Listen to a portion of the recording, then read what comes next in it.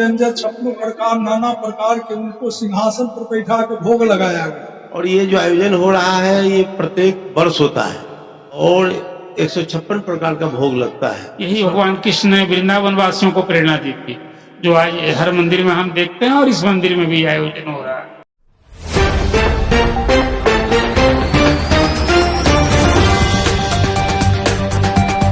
जय हिंद दोस्तों, आप देख रहे हैं G19 टीवी और मैं अमरेश कुमार सिंह। यह जो है से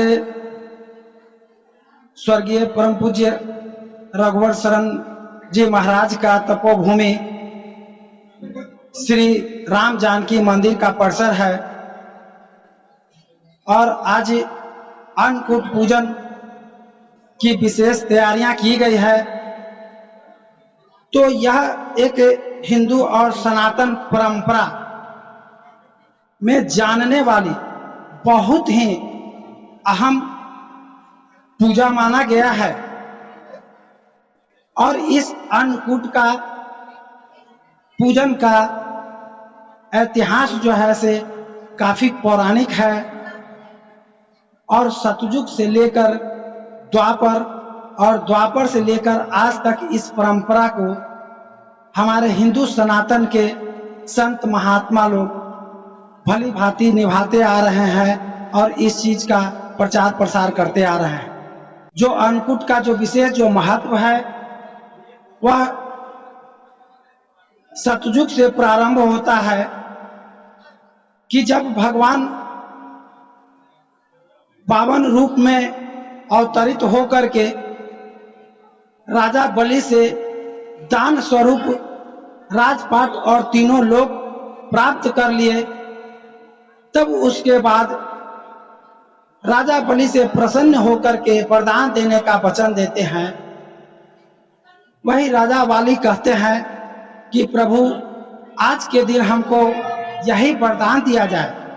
आज के दिन का तात्पर्य है कार्तिक मास के शुक्ल पक्ष प्रतिपदा, यानी इस दिन जो भगवान को भोग लगाएगा, तो जो भगवान को हर तरह के अनाज से भोग से खुश करेगा, उनका पूजन करने का प्रयास करेगा, उन पर वो हमेशा प्रसन्न रहेंगे और अपने कृपा और दया दृष्टि बनाए रखेंगे। तो ऐतिहासिक अनुसार इस तरह से जब भगवान ने वरदान दिया और जब हम द्वापर युग में आते हैं तो यही इंद्र का अहंकार को तोड़ने के लिए भगवान श्री कृष्ण ने अपने कनिष्ठा अंगुली पे पर्वत को उठाने का काम किया था और अपने भक्तों को हर तरह से रक्षा किया था। तो कहने का मतलब है कि आज के परिवेश में जो अन्नकूट का महत्व है वह प्राकृतिक पूजन से है, पहले भी था और आज भी है। प्राकृतिक पूजन, पर्वत की पूजन, उस पर्वत की जिसने द्वापर में कृष्ण के साथ सभी ग्वाल बाल गोपियों की रक्षा की थी, इंद्र के वज्र के प्रहार से रक्षा किया था। तो इस तरह से हमारे सनातन परंपरा में ये जो चली आ रही है और आज आप देख सकते हैं खुशनुमा माहौल कि इस क्षेत्र के स्त्री पुरुष बच्चे हर लोगों में एक तरह का खुशी है, उल्लास है और अपने हिंदू सनातन परंपरा में जो आस्था होता है वो आस्था प्रकट करने का एक शुभ अवसर है।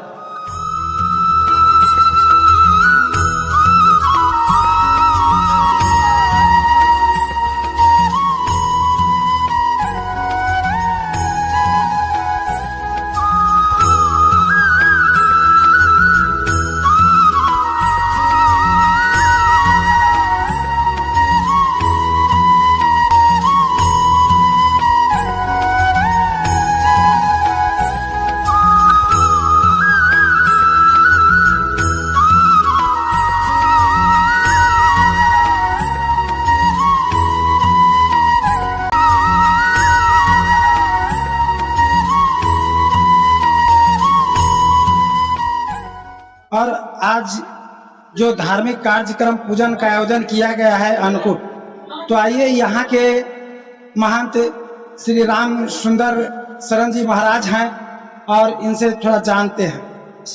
महाराज जी, यह जो अन्नकूट का जो आयोजन जो किया जाता है, इसके पीछे का क्या कहानी है हिंदू सनातन परंपरा में, इस पर थोड़ा बतलाने का कृपा करें।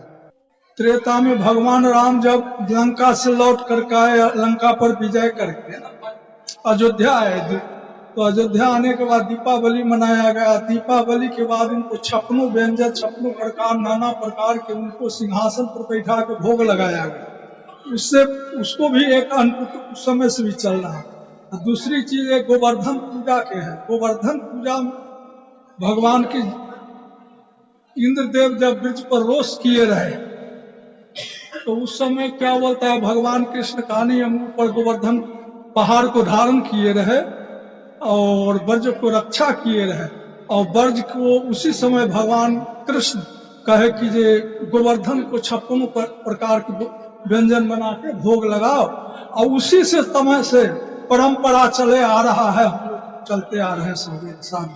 हम लोगों के बीच में ब्रजेश मुनि महाराज जी हैं। साहब, आप यहाँ पर इस कार्यक्रम में आए हैं और इस अन्नकूट का आयोजन में आपको आने के बाद यहाँ किस तरह से आपने क्या देखा, कैसा लगा, इसके बारे में श्रद्धालुओं को 2 शब्द जरूर। प्रथम बार तो मैं, आप मीडिया के लोग हैं, आपका धन्यवाद देता हूँ। यह स्थान बहुत पौराणिक है, कटैया बाबा का कई सौ वर्ष पहले का मध्यकालीन युग का माना गया है। कबीर मठ फतुहा और एक कटैया बाबा का स्थान जो काफी प्रचलित है, कटैया बाबा का स्थान। और यहाँ पर्यटक विभाग के द्वारा काम भी हुआ है, सीढ़ी वगैरह भी बना। और ये जो आयोजन हो रहा है, ये प्रत्येक वर्ष होता है और 156 प्रकार का भोग लगता है। इस बार तो और ज्यादा लग रहा है, तो 252 है, 276 सुनने में आया है।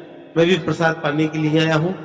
और यह आयोजन जो है प्रत्येक वर्ष होता है और हम साधु संत भी आते हैं और संतों के प्रेमी हैं। महंत श्याम सुंदर शरण जी महाराज जो है संतों के प्रेमी हैं। एक समाज में भी इनका बहुत बड़ा एक फैक्ट है, सामाजिकता में। और साल में लगता है कि 3-4 गो आयोजन इनका होता है, बढ़िया आयोजन होता है।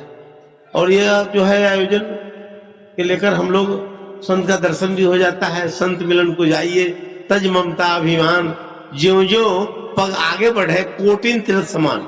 मैं फतुहा कबीर मठ से यहाँ आया हूँ तो मेरे लिए करोड़ तीर्थ के समान यहाँ हो गया।